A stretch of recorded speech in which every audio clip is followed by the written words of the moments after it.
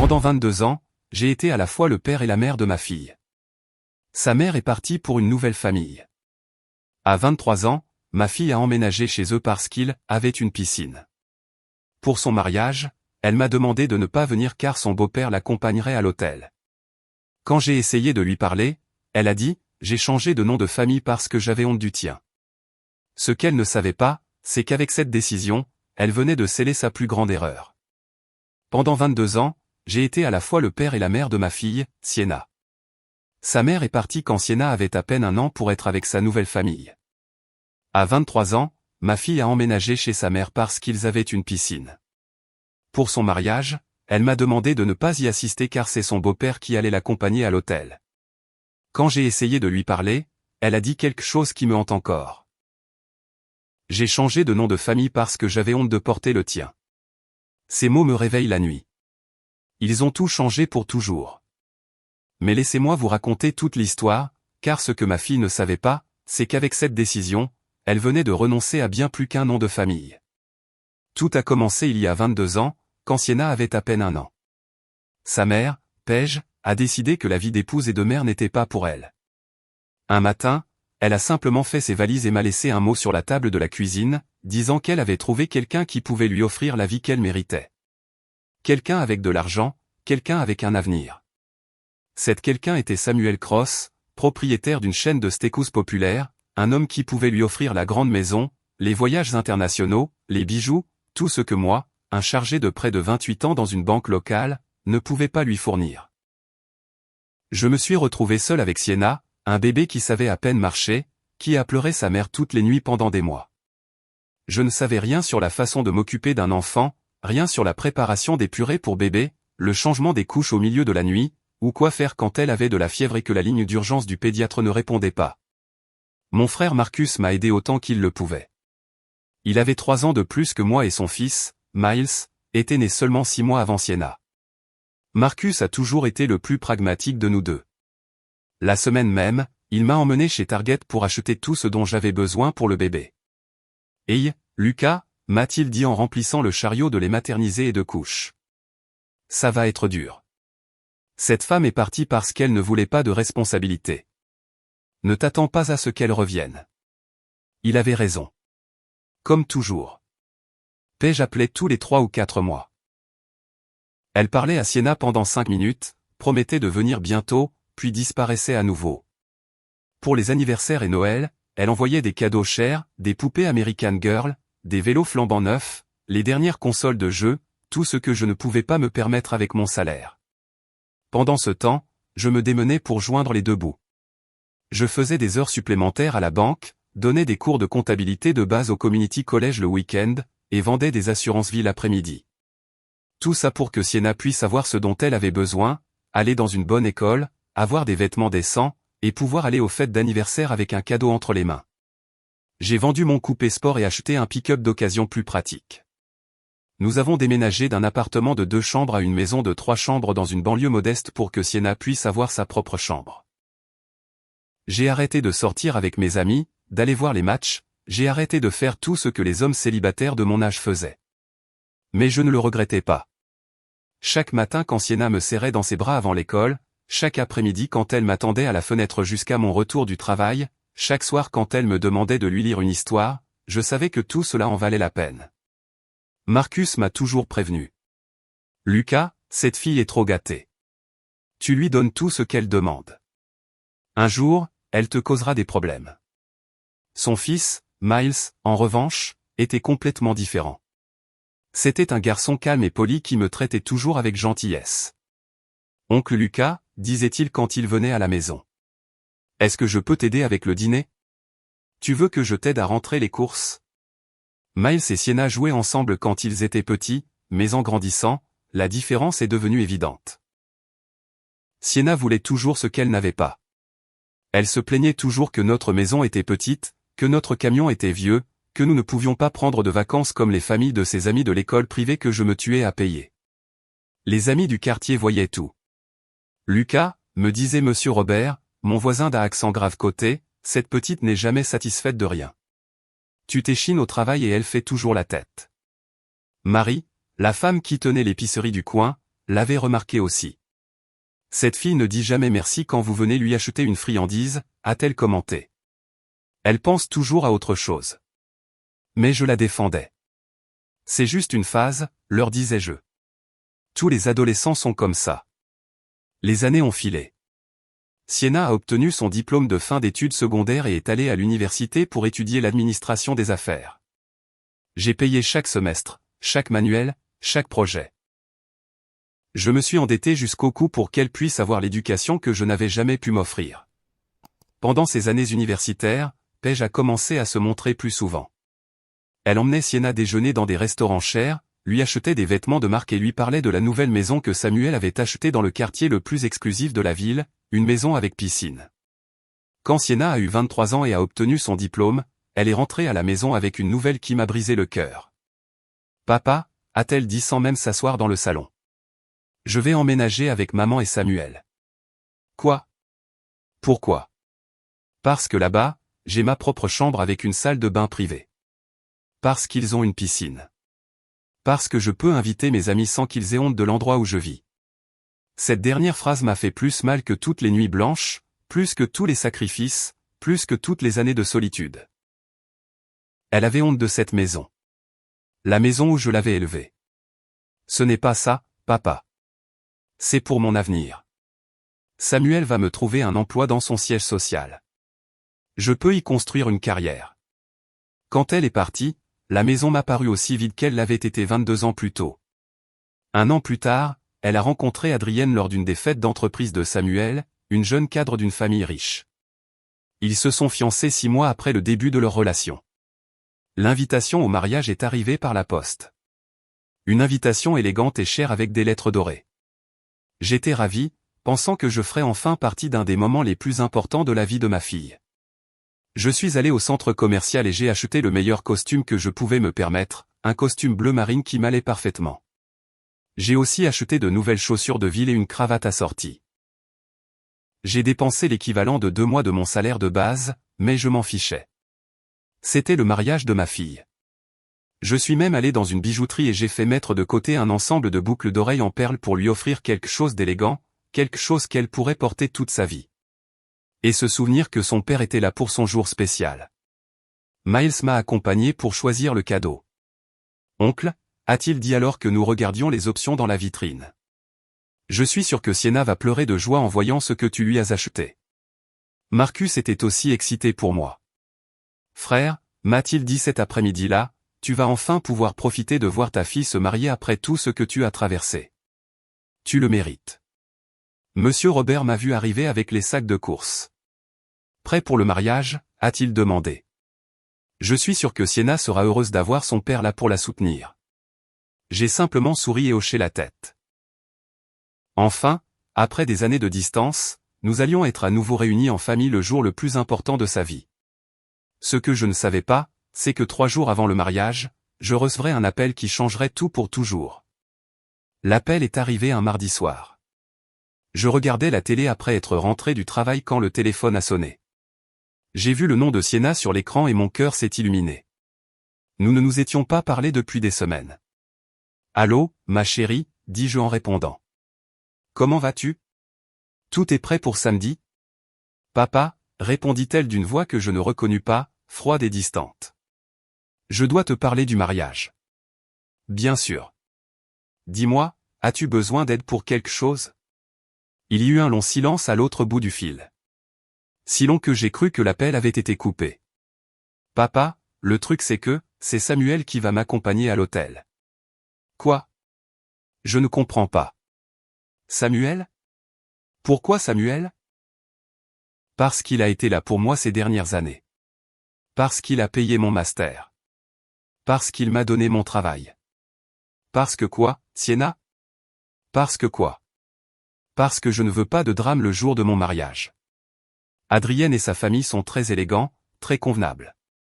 Je ne veux pas de situations inconfortables. Des situations inconfortables. Moi, son père, qui l'avait élevé pendant 22 ans, j'étais une situation inconfortable. Sienna, je suis ton père. Je t'ai élevé depuis que tu as 1 an. J'ai changé tes couches, je t'ai emmené chez le médecin, je t'ai aidé avec tes devoirs, j'ai payé ton école, j'ai payé ton université. Oui, je sais tout ça, m'interrompit-elle avec agacement. Mais c'est différent. Samuel comprend ce monde. Il sait comment se comporter dans ce genre d'événement. Et pas moi. Papa, ne joue pas la victime.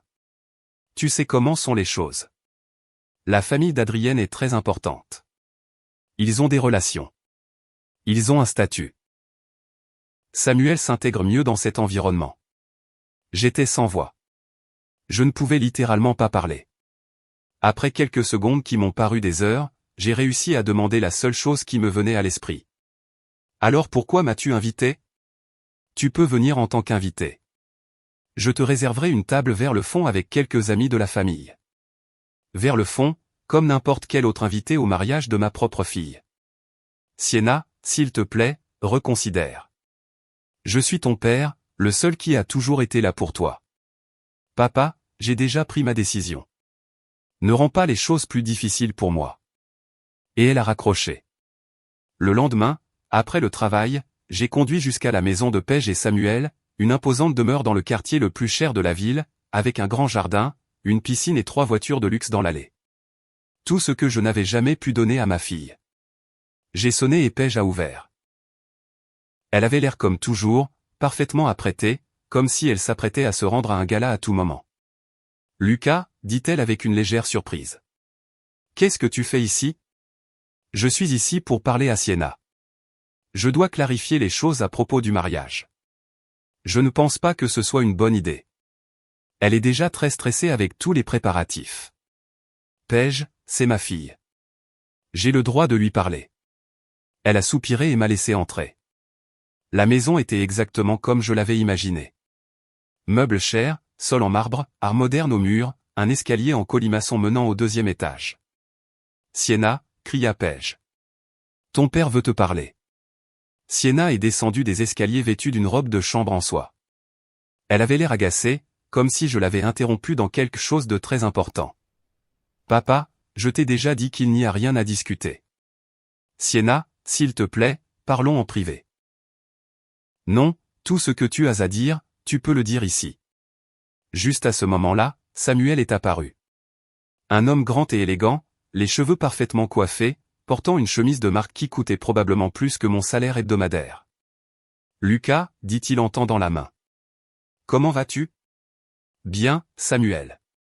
Je suis ici pour parler à ma fille de son mariage. »« Oui, Paige m'a dit. »« Écoute, je comprends que ce soit difficile pour toi, mais tu dois comprendre que Sienna n'est plus une petite fille. Elle peut prendre ses propres décisions. Bien sûr qu'elle le peut. Mais je suis son père, l'homme qui l'a élevée, et je suis l'homme qui l'a aidée à devenir la femme accomplie qu'elle est aujourd'hui. » Il a répondu avec un sourire qui n'atteignait pas ses yeux. Sienna a croisé les bras et m'a regardé comme si j'étais un enfant turbulent. « Papa, Samuel a raison. Je ne suis plus la petite fille qui avait besoin de toi pour lasser ses chaussures ou vérifier ses devoirs. Je suis une professionnelle maintenant, une femme indépendante, et Samuel comprend ce monde mieux que toi. » Cette phrase m'a fait plus mal que n'importe quel coup physique. Ce monde ? De quel monde parles-tu, Sienna ? Le vrai monde, papa. Le monde des affaires, des relations importantes, des gens qui peuvent réellement m'aider à grandir professionnellement. Et moi, je suis quoi, un obstacle ? Tu n'es pas un obstacle, mais tu n'es pas ce dont j'ai besoin dans ma vie en ce moment. Ce dont elle avait besoin. Après 22 ans à lui donner tout ce dont elle avait besoin, maintenant je n'étais plus ce dont elle avait besoin. Sienna, écoute-moi attentivement. J'ai tout abandonné pour toi. Ma vie sociale, mes relations, mes opportunités de carrière. J'ai tout fait pour toi. Oui, je sais et j'apprécie. Mais ça ne veut pas dire que tu dois faire partie de chaque moment important de ma vie. Chaque moment important ? Sienna, c'est ton mariage. Le moment le plus important pour toi, peut-être. Pour moi, c'est le début d'un nouveau chapitre. Un chapitre où j'ai besoin de m'entourer des bonnes personnes. Les bonnes personnes. À ce moment-là, quelque chose en moi s'est brisé. Quelque chose qui se fissurait depuis des années s'est complètement fracassé. Tu sais quoi, Sienna ? Tu as raison. Peut-être que je ne suis pas la bonne personne. Peut-être qu'un employé de banque qui s'échine au travail pour donner à sa fille tout ce dont elle a besoin n'est pas assez bien pour ton nouveau monde. Papa, ne me comprends pas mal? Non, laisse-moi finir. Peut-être que quelqu'un qui est resté éveillé toute la nuit quand tu avais de la fièvre, qui a appris à tresser les cheveux d'une petite fille en regardant des vidéos YouTube, qui a vendu sa voiture pour payer ton école privée. Peut-être que cette personne n'est pas à la hauteur des standards de ton mariage élégant. Lucas, je pense que ça suffit, intervint Samuel. Non, Samuel, laisse-le parler, dit Sienna avec mépris. Laisse-le tout sortir. Tout sortir? Tu penses que c'est une crise de colère? Oui, papa. C'est exactement ce que je pense. Tu fais une crise parce que tu n'es pas le centre de l'attention à mon mariage. Mon mariage? Comme si j'étais un étranger essayant de s'incruster à un événement privé. Tu sais ce qui fait le plus mal, Sienna? Ce n'est pas que Samuel t'accompagne à l'hôtel. Ce n'est pas que tu m'aies mis à une table au fond. Ce qui fait le plus mal, c'est la façon dont tu me parles. Comme si j'étais n'importe qui. Comme si je ne comptais pour rien pour toi. Sienna me regarda droit dans les yeux. Il y avait quelque chose de froid dans son regard. Quelque chose que je n'avais jamais vu auparavant. Tu veux savoir la vérité, papa? Oui, je veux savoir la vérité. La vérité, c'est que j'ai légalement changé mon nom de famille il y a 6 mois. Je ne porte plus ton nom. Mon nom légal est maintenant Sienna Page-Cross. J'ai pris le nom de famille de Samuel parce que j'avais honte de porter le tien. Le monde s'est arrêté. Les mots flottaient dans l'air comme des couteaux. J'avais honte de porter le tien. 22 ans de ma vie, 22 ans de sacrifice, d'amour inconditionnel, d'être toujours là. Et elle avait honte de porter mon nom. Pourquoi? Ai-je réussi à murmurer? Parce que quand les gens me posent des questions sur ma famille, quand ils parlent de mes relations, quand ils veulent savoir d'où je viens, je ne veux pas qu'ils sachent que je viens d'une maison de 3 chambres en banlieue et d'un père qui donne des cours de compta le week-end pour payer les factures. Chaque mot était un coup de poignard. Je veux qu'ils sachent que je suis Sienna Cross, la belle-fille de Samuel Cross, l'homme d'affaires prospère, pas la fille de Lucas Anderson, le chargé de prêt. Je n'en pouvais plus. Je ne pouvais littéralement plus respirer. L'air était devenu lourd, dense. Je me suis dirigé vers la porte sans un mot de plus. Lucas, cria Samuel derrière moi. Tu l'as entendu. Il n'y a plus rien à dire ici. Il avait raison. Il n'y avait plus rien à dire. J'ai conduit jusqu'à la maison en pilote automatique. Je ne me souviens pas du trajet. Je ne me souviens pas d'avoir démarré le camion ou d'avoir ouvert la porte de ma maison. Ce dont je me souviens, c'est d'avoir immédiatement appelé mon frère Marcus et de lui avoir tout raconté, chaque mot venimeux, chaque humiliation. Cette fille, dit Marcus quand j'eus fini, c'est ingrate. Mais ce que ni Sienna, ni Paige, ni Samuel ne savaient, c'est qu'avec sa décision de changer de nom et de m'humilier publiquement, elle venait de renoncer à bien plus qu'un père. Elle venait de renoncer à un héritage de près de 200 000 $ que ses grands-parents paternels avaient laissé spécifiquement pour la petite fille bien-aimée qui porterait notre nom de famille. Elle venait aussi de renoncer à la police d'assurance vie que je payais religieusement depuis 20 ans, d'une valeur de 150 000 $. Et elle avait renoncé à la propriété de la maison de plage que mon père m'avait laissée, que j'avais gardée secrète toutes ces années, attendant le moment parfait pour la lui offrir en cadeau de mariage. Tout cela figurait dans des documents légaux au nom de Sienna Anderson, fille de Lucas Anderson. Mais Sienna Anderson n'existait plus. Elle était maintenant Sienna Cross, et Sienna Cross n'avait droit à rien de ce que ses grands-parents paternels avaient laissé pour la petite fille qui porterait le nom de famille avec fierté. Le lendemain, je suis allé voir notre avocat de famille. Maître Franklin me connaissait depuis que j'étais enfant. Il avait géré toutes les affaires juridiques de ma famille pendant des décennies. Quand je lui ai raconté ce qui s'était passé, il a enlevé ses lunettes et les a lentement nettoyées, comme il le faisait toujours quand il traitait quelque chose de sérieux. « Lucas, dit-il après un long silence. Es-tu absolument sûr de ça? Complètement, ai-je répondu. Je veux que vous changiez tous les bénéficiaires. Tout ce qui est au nom de Sienna Anderson va à Miles. C'est mon neveu. Il porte mon nom avec fierté, et il a été plus un fils pour moi que ma propre fille biologique. L'avocat soupira. Ce sont beaucoup d'actifs, Lucas. L'héritage de tes parents, l'assurance vie, la maison de plage. Nous parlons de près de 400 000 $ au total. Je sais exactement combien c'est et je sais exactement à qui je veux que ça aille. Et si elle change d'avis? Si elle le regrette? Maître, ma fille m'a dit qu'elle avait honte de porter mon nom. Elle m'a humilié devant sa mère et son beau-père. Elle m'a traité comme un inconvénient dans sa vie. Il n'y a pas de retour en arrière possible. Il nous a fallu 3 heures pour effectuer tous les changements. Miles était maintenant le principal bénéficiaire de tout. Marcus était le bénéficiaire secondaire. Le nom de Sienna n'apparaissait plus nulle part dans les documents. Quand j'ai quitté le bureau de l'avocat, je me sentais étrange. Pas vraiment bien, mais soulagé, comme si un poids avait été levé de mes épaules. Les années suivantes furent les plus paisibles de ma vie depuis longtemps. Ne plus avoir à m'inquiéter pour Sienna, ne plus avoir à supporter ses rebuffades, ne plus avoir à prétendre que sa nouvelle vie de luxe m'importait, c'était libérateur. J'ai rencontré Clara, une femme divorcée avec 2 enfants adultes, dans un de mes cours de comptabilité du soir. Elle était comptable aussi, travaillant pour une entreprise de construction. Une femme simple et travailleuse qui comprenait la valeur de l'effort. Clara ne m'a jamais rien demandé d'extravagant. Elle ne s'est jamais plainte de mon vieux camion ou de ma modeste maison. 1 an après le début de notre relation, elle m'a dit qu'elle m'aimait exactement tel que j'étais. Miles, pendant ce temps, était devenu le fils que j'avais toujours souhaité avoir. Il étudiait le génie industriel, travaillait à temps partiel pour payer ses dépenses, et venait déjeuner avec moi tous les dimanches. Il me demandait toujours si j'avais besoin d'aide pour quoi que ce soit.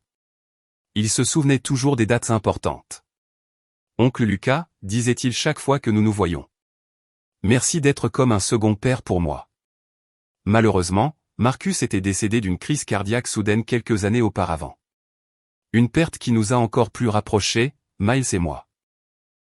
Clara s'entendait très bien avec Miles. Quand il venait le dimanche, elle cuisinait pour nous 3, et nous parlions comme une vraie famille, une famille qui se respectait.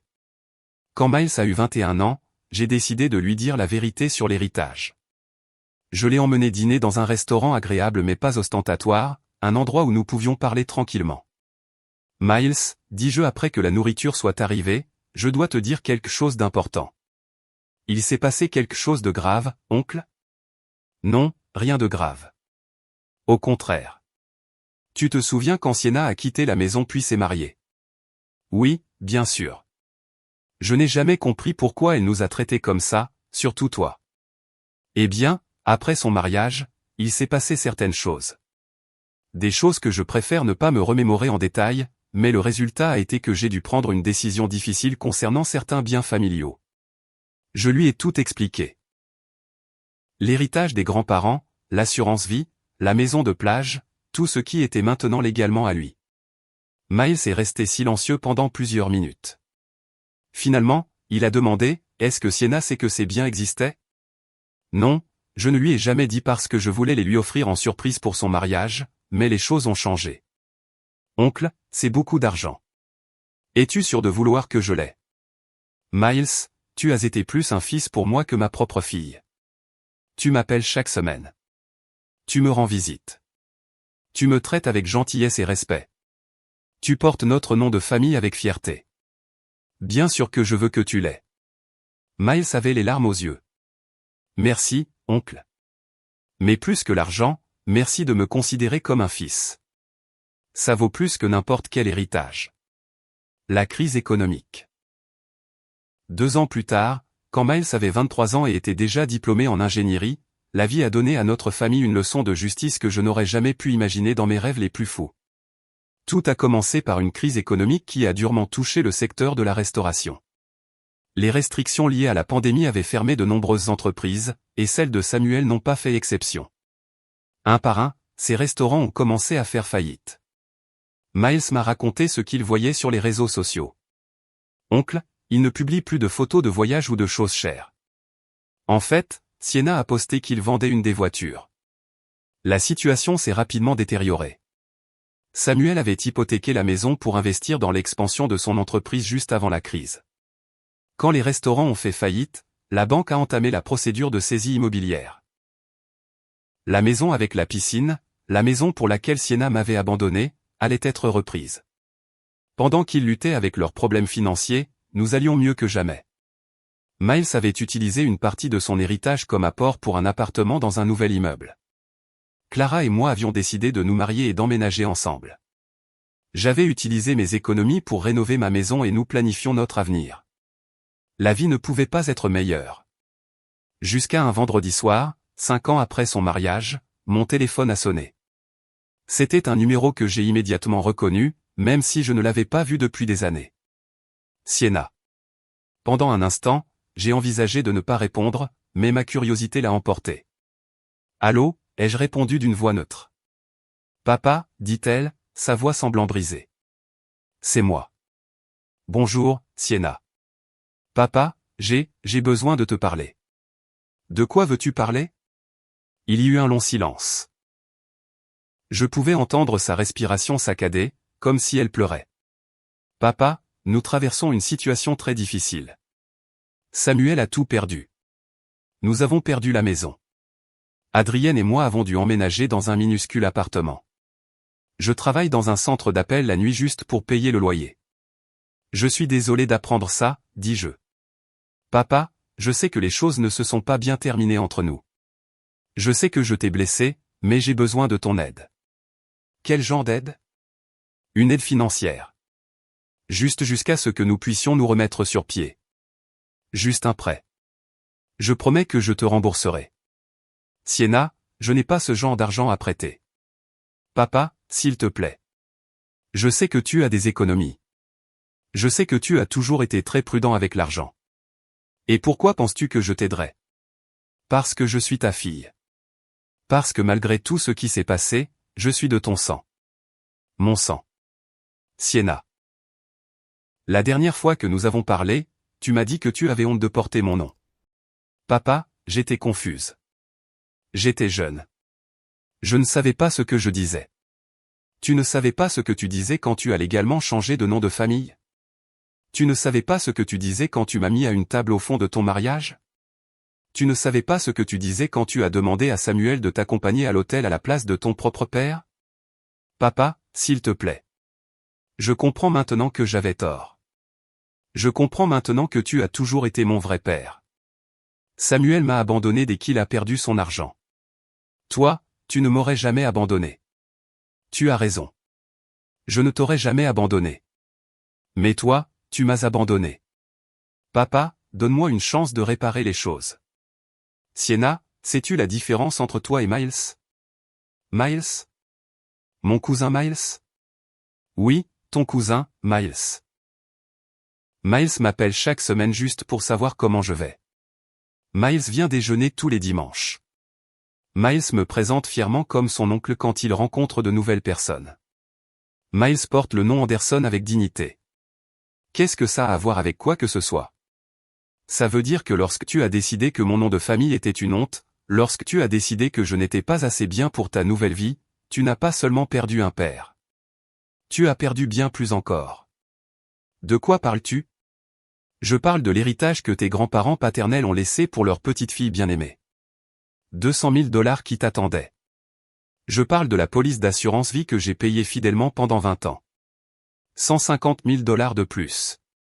Je parle de la maison de plage que j'ai héritée de mon père et qui devait être ton cadeau de mariage. Il y eut un silence total à l'autre bout du fil. Tout cela existait pour Sienna Anderson. Mais Sienna Anderson n'existe plus, n'est-ce pas? Maintenant, tu es Sienna Cross. Papa, tout ça existait? Tout ça existe encore. Mais maintenant, Miles en est le propriétaire. Parce que Miles, lui, porte le nom de famille avec fierté. Tu as donné mon héritage à Miles? Non, je n'ai pas donné ton héritage à Miles. J'ai donné son héritage à Miles, parce qu'à partir du moment où tu as changé de nom, il a cessé d'être le tien. Papa, s'il te plaît. On peut arranger ça? Je peux reprendre mon nom de famille? Reprendre ton nom pour de l'argent? C'est exactement ce que je pensais que tu dirais. Ce n'est pas pour l'argent. C'est parce que je comprends maintenant que j'avais tort. Sienna, quand tu auras un enfant, tu comprendras ce que c'est que de tout donner pour cette personne. Et si cet enfant te dit un jour qu'il a honte de toi, tu comprendras la douleur que tu m'as causée. Et quand cela arrivera, je veux que tu te souviennes de cette conversation. Je veux que tu te souviennes que l'amour d'un père n'est pas infini quand il n'y a pas de respect. Papa, s'il te plaît. Sienna, j'espère que tu réussiras dans la vie. J'espère que tu trouveras le bonheur. Mais ce bonheur ne viendra pas de ma famille, car tu ne fais plus partie de ma famille. Et j'ai raccroché. Miles dînait avec Clara et moi quand je lui ai raconté l'appel. Tu lui as vraiment dit tout ça, oncle? A demandé Miles. Tout ça et plus encore. Et comment te sens-tu? Je me sens en paix, Miles. Pour la première fois depuis des années, je me sens complètement en paix. Clara m'a pris la main. Je suis fier de toi, Lucas. Tu as fait ce qu'il fallait. Miles s'est levé de table et m'a serré dans ses bras. Merci, oncle, de m'avoir appris ce que la famille signifie vraiment. Et merci de m'avoir considéré digne de porter notre nom. 6 mois plus tard, Miles a épousé sa petite amie de l'université, une fille simple et travailleuse qu'il aimait pour ce qu'il était, pas pour ce qu'il avait. Au mariage, Miles m'a demandé d'accompagner la mariée à l'hôtel. Alors que nous marchions ensemble vers l'hôtel, Miles m'a murmuré « Merci de m'avoir montré ce qu'est un vrai père ». Ce soir-là, après le mariage, Clara et moi étions à la maison en train de regarder les photos de la journée. « Tu sais ce qu'il y a de plus beau dans tout ça » m'a dit Clara. « Quoi donc ? C'est que Miles va être un père merveilleux parce qu'il a eu le meilleur exemple. Et ses enfants porteront le nom Anderson avec la même fierté que lui. » Elle avait raison. Le nom Anderson continuerait, mais il serait porté par quelqu'un qui le respectait et l'honorait. Quelqu'un qui comprenait que la famille n'est pas une question d'argent ou de statut social.